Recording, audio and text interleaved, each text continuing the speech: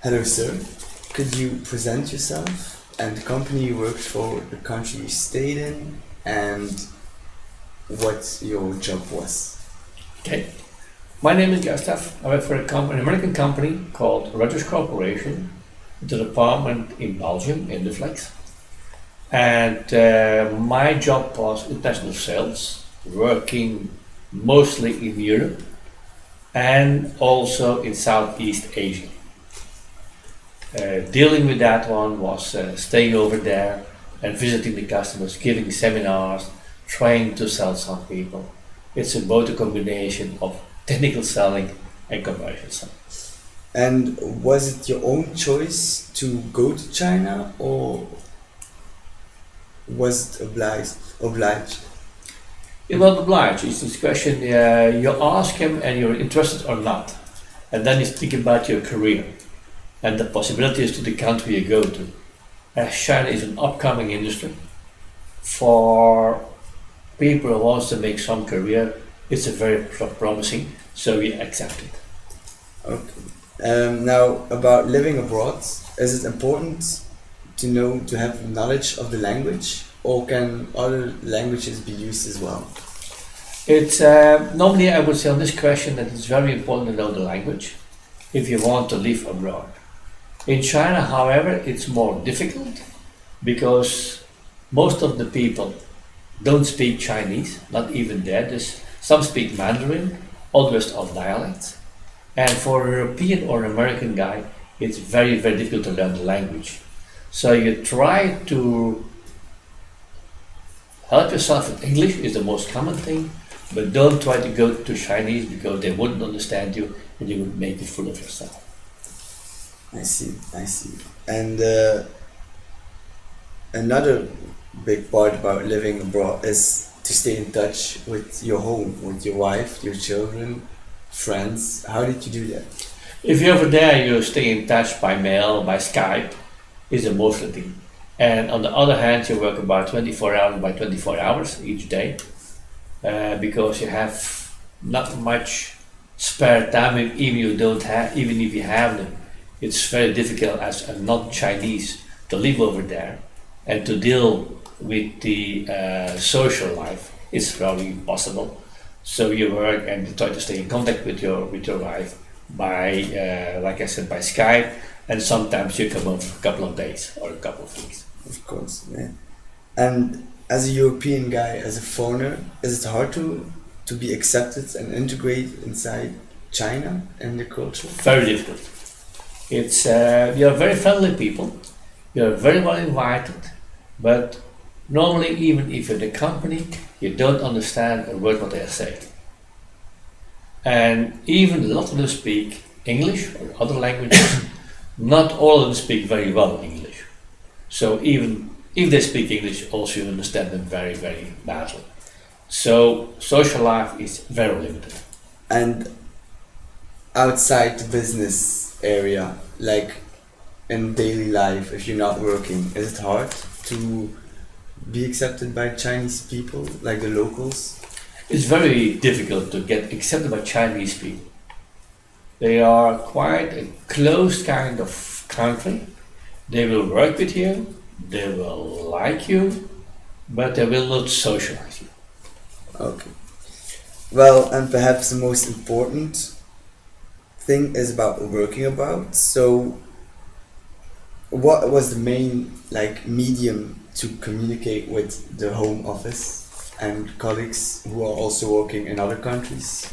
How did you communicate mostly? Mostly you communicate, like I said before, with the family. It's by email, it's by phoning, and by Skyping. Okay, and is it easy? It's very easy. Also in China, it's as easy as if you should work in America or should work in Belgium. It's about the same. There's not much difference. So actually, today, it's not even necessary to go abroad to work abroad, because with Skype and all, you can No, also. it's a very misunderstanding. Certainly in business, yes, you can do a lot by mailing and by Skyping and by other social meaning, But in fact, the best social contact is still the personal contact with customers and with eventual potential uh, suppliers, whatever you mean. Okay. And was the routine in the work environment different? The routine in work, the distance, what you mean by working routine? Like the way they go to work, the way they say hello at the office, the time they eat. Oh, it's very simple. They are very, very, certainly in China, very very regular in their business. If you work with them, you go to the office, you say hello as everyone else, but it's not very close, but very happy. But even if you're a foreigner or you're a Chinese, but just the same, you work as in Europe from 8 to 12 or from 1 to 5, whatever. It's the same. They have regular eating, no problem with that. And what did you prefer to the Chinese business culture compared to the Belgian one? Like, on what point did you prefer the Chinese culture, the Chinese way of thinking, compared to the Belgian one? And this thing totally different. The thing to Belgium are very more, or Europeans are very more structured in their working. Chinese people are a lot more unstructured, a lot more impulsive when they're working. They will not look for technical solutions. They will try, even if they have a problem, technical problem, they will try to solve it by all means, even non-efficient solutions. Okay, so that's like a big difference. It's a very big difference. Is it frustrating?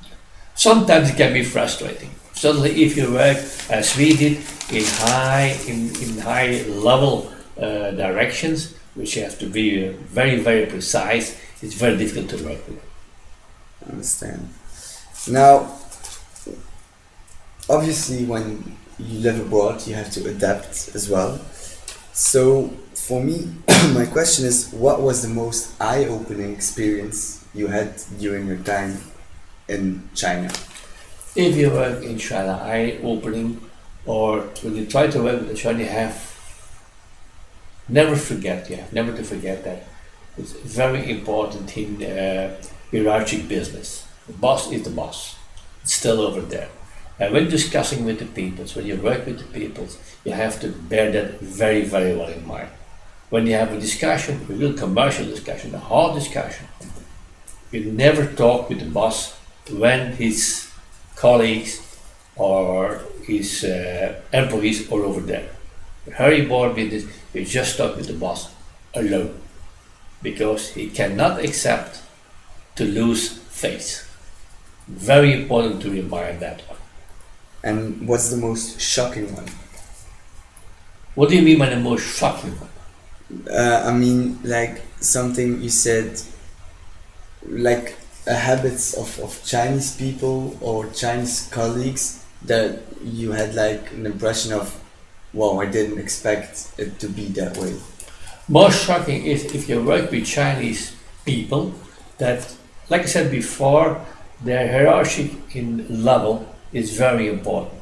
If you speak today as a European with your boss or with another one, speak on an equal level. If you have a Chinese colleague with you and you speak with the boss, he will admit everything.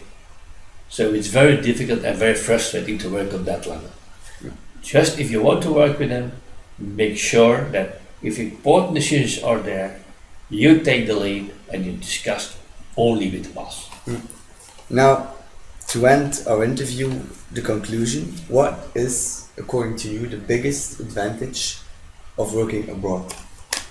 The biggest advantage of working abroad is that you learn to know a lot of cultures, a lot of habits, how business are done, and that their way of thinking about business is totally different from the way of thinking of business of Europe or America or the States. So learning that one learns you to deal a lot better with a lot of other kind of cultures as well. And can you give some tips to the people who perhaps may want to move and work abroad as well? Like things they should keep in mind or they should The be only aware of? tip I can give if you work with people abroad, if you don't know the language, first of all, learn the language when you're over there. Wherever you are, learn the language. But the tip is look how they deal and try to live and learn and think as they are. Once you know that one, you can discuss with them. Business doing is everywhere the same, regardless the language. Pure business comes everywhere the same. Habits are different, so learn the habits. Okay, well, thank you very much, and it was really helpful. Thank you very much. You're welcome.